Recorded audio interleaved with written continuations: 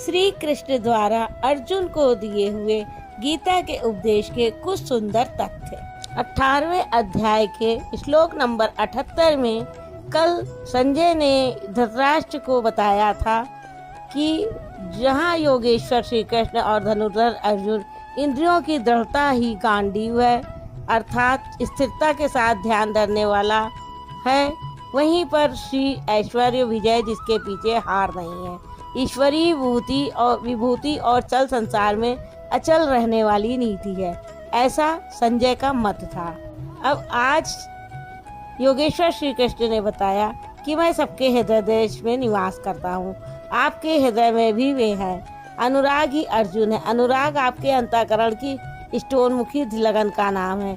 यदि ऐसा अनुराग आप में है तो सदैव वास्तविक विजय है और अचल स्थिति दिलाने वाली नीति भी सदैव रहेगी, ना कि कभी थी। जब तक प्राणी रहेंगे परमात्मा का निवास उनके हृदय देश में रहेगा। विकल आत्मा उसे पाने का इच्छुक होगा और उनमें से जिसके भी हृदय में उसे पाने का अनुराग उमड़ेगा वही अर्जुन की श्रेणी वाला होगा, क्योंकि अनुराग ही अर्जुन है। अतः मानव मात्र इसका प्रत्याशी बन सकता है। अब 18वें अध्याय का निष्कर्ष। यह गीता का समापन अध्याय है। आज से गीता का 18वां अध्याय समाप्त होता है और गीता भी संपूर्ण होती है। आरंभ में ही अर्जुन का प्रश्न था, मैं त्याग और संन्यास के भेद और स्वरूप को जानना चाहता हूँ। योगेश्वर श्री कृष्ण ने इस पर प्रचलित 4 मतों की चर्चा की। यज्ञ, दान और तप किसी काल में त्यागने योग्य नहीं है। ये मनुष्यों को भी पवित्र करने वाले हैं। इन तीनों को रखते हुए इनके विरोधी विकारों का त्याग करना ही वास्तविक त्याग है। यह सात्विक त्याग है। फल की इच्छा के साथ त्याग राजस है। मोहवश नियत कर्म का ही त्याग करना तामस त्याग है और संन्यास त्याग की ही चरमोत्कर्ष अवस्था है। नियत कर्म और ध्यान जनित सुख सात्विक है। इंद्रियों और विषयों का भोग राजस है और तृप्तिदायक अन्न की उत्पत्ति से रहित दुखद सुख तामस है। मनुष्य मात्र के द्वारा शास्त्र के अनुकूल अथवा प्रतिकूल कार्य होने में 5 कारण हैं। कर्ता मतलब मन, पृथक पृथक करण जिनके द्वारा किया जाता है, शुभ पार लगता है तो विवेक, वैराग्य, शम, दम करण है। अशुभ पार लगता है तो काम, क्रोध, राग, द्वेष इत्यादि करण होंगे। नाना प्रकार की इच्छाएं मतलब इच्छाएं अनंत है, सब पूर्ण नहीं हो सकती। केवल वह इच्छा पूर्ण होती है जिसके साथ आधार मिल जाता है। चौथा कारण है आधार मतलब साधन और 5वां हेतु है दैव, प्रारब्ध या संस्कार। प्रत्येक कार्य के होने में यही 5 कारण है। फिर भी जो कैवल्य स्वरूप परमात्मा को कर्ता मानता है वह मूल बुद्धि यथार्थ नहीं जानता, अर्थात भगवान नहीं करते। जबकि पीछे कहे आए हैं कि अर्जुन तुम निमित्त मात्र होकर खड़ा भर रहो, कर्ता धर्ता तो मैं ही हूँ। वस्तुतः प्रकृति और पुरुष के बीच एक आकर्षण सीमा है। जब तक मनुष्य प्रकृति में बरतता है तब तक माया प्रेरणा करती है और जब वह इससे ऊपर उठकर इष्ट को समर्पित हो जाता है, वह इष्ट जब हृदय देश से रति हो जाता है फिर भगवान करते हैं। ऐसे स्तर पर अर्जुन था, संजय भी था। अतः यहाँ भगवान प्रेरणा करते हैं। पूर्ण ज्ञाता महापुरुष जानने की विधि और ज्ञेय परमात्मा, इन तीनों के सहयोग से कर्म की प्रेरणा मिलती है। इसलिए किसी अनुभवी महापुरुष के सद्गुरु के सानिध्य में समझने का प्रयास करना चाहिए।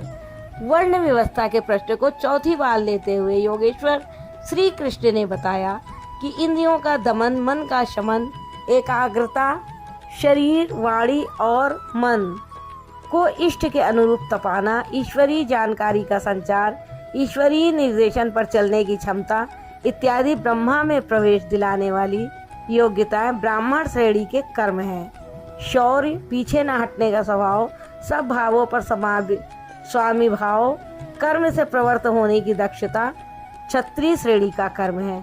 इंद्रियों का संरक्षण, आत्मिक संपत्ति का संवर्धन इत्यादि वैश्य श्रेणी के कर्म है और परिचर्या शूद्र श्रेणी का कर्म है। शूद्र का अर्थ है अल्पज्ञ। अल्पज्ञ साधक जो नियत कर्म चिंतन में 2 घंटे बैठकर 10 मिनट भी अपने पक्ष में नहीं पाता। शरीर अवश्य बैठा है लेकिन जिस मन को टिकना चाहिए वह तो हवा से बातें कर रहा है। उसे अपने से उन्नत अवस्था वालों की अथवा सद्गुरु की सेवा करनी चाहिए। शनै शनै उसमें भी संस्कारों का सृजन होगा, वह गति पकड़ लेगा। अतः इस अल्पज्ञ का कर्म सेवा से ही प्रारंभ होगा। कर्म एक ही है, नियत कर्म, चिंतन। उसके कर्ता की 4 श्रेणियां, अति उत्तम, उत्तम, मध्यम और निकृष्ट ही ब्राह्मण, क्षत्रिय, वैश्य और शूद्र हैं। मनुष्य को नहीं बल्कि गुणों के माध्यम से कर्म को 4 भागों में बांटा गया। गीतोक्त वर्ण इतने में ही है। तत्व को स्पष्ट करते हुए उन्होंने कहा कि अर्जुन, उस परम सिद्धि की विधि मैं बताऊंगा जो ज्ञान की परानिष्ठा है। विवेक, वैराग्य, शम, दम, धारावाही चिंतन और ध्यान की प्रवृत्ति इत्यादि ब्रह्मा में प्रवेश दिला देने वाली सारी योग्यताएं जब परिपक्व हो जाती है और काम, क्रोध, मोह, राग, द्वेष आदि पर प्रकृति में घसीट कर रखने वाली प्रवृत्तियां जब पूर्णतः शांत हो जाती है, उस समय वह व्यक्ति ब्रह्मा को जानने योग्य होता है। उसी योग्यता का नाम पराभक्ति है। पराभक्ति के द्वारा ही वह तत्व को जानता है। अब तत्व क्या है ये बताते हुए कहा कि अतः अंतः तत्व है परम तत्व, न कि 5 या 25 तत्व। प्राप्ति के साथ आत्मा उसी स्वरूप में स्थित हो जाता है, उन्हीं गुणधर्मों से युक्त हो जाता है। ईश्वर का निवास बताते हुए योगेश्वर श्री कृष्ण ने कहा, अर्जुन, वह ईश्वर संपूर्ण भूतों के हृदय देश में निवास करता है, किंतु माया रूपी यंत्र में आरूढ़ होकर लोग भटक रहे हैं, इसलिए नहीं जानते। अतः अर्जुन, तुम हृदय में स्थित उस ईश्वर की शरण में जाओ। इससे भी गोपनीय एक रहस्य और है कि संपूर्ण धर्मों की चिंता छोड़कर तुम मेरी शरण में आ जाओ, तुम मुझे प्राप्त होगे। अंत में योगेश्वर श्री कृष्ण ने कहा, अर्जुन, मैंने जो कुछ कहा उसे तुमने भली प्रकार सुना, समझा। तुम्हारा मोह नष्ट हुआ कि नहीं? अर्जुन ने कहा, भगवान, मेरा मोह नष्ट हो गया, मैं अपनी स्मृति को प्राप्त हो गया हूँ। आप जो कुछ कहते हैं वही सत्य है और अब मैं वही करूँगा। संजय, जिसने इन दोनों के संवाद को भली प्रकार सुना है, अपना निर्णय देता है कि श्री कृष्ण महायोगेश्वर और अर्जुन एक महात्मा है। उनका संवाद बारंबार स्मरण कर वह हर्षित हो रहा है, अतः इसका स्मरण करते रहना चाहिए। उन हरि के रूप को याद करके भी वह बारंबार हर्षित होता है, अतः बारंबार स्वरूप का स्मरण करते रहना चाहिए, ध्यान करते रहना चाहिए। जहाँ योगेश्वर श्री कृष्ण है, जहाँ महात्मा अर्जुन है, वहीं श्री है। विजय विभूति और ध्रुव नीति भी वही है। सृष्टि की नीतियाँ आज है तो कल बदलेंगी। ध्रुव तो एकमात्र परमात्मा है, उसमें प्रवेश दिलाने वाली नीति ध्रुव नीति भी वही। श्री कृष्ण एक योगी थे, अनुराग से पूरित हृदय वाला महात्मा ही अर्जुन है। ये सदैव रहते हैं और रहेंगे।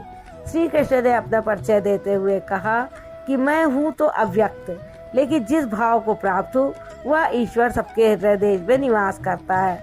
वह सदा है और रहेगा। सबको उसकी शरण जाना है। शरण जाने वाला ही महात्मा है, अनुरागी है, और अनुराग ही अर्जुन है। इसके लिए किसी स्थित प्रज्ञ महापुरुष की शरण जाना नितांत आवश्यक है, क्योंकि वही इसके प्रेरक है। इस 18वें अध्याय में संन्यास का स्वरूप स्पष्ट किया गया कि सर्वस्व का न्यास ही संन्यास है। केवल इसके साथ एकांत का सेवन करते हुए नियत कर्म में अपनी शक्ति समझकर अथवा समर्पण के साथ सतत प्रयत्न अपरिहार्य है। प्राप्ति के साथ संपूर्ण कर्मों का त्याग ही संन्यास है, जो मोक्ष का पर्याय है। यही संन्यास की पराकाष्ठा है। अतः इस प्रकार श्रीमद् भगवद गीता श्री कृष्ण और अर्जुन के संवाद में संन्यास योग नामक 18वां अध्याय पूर्ण होता है। राधे राधे।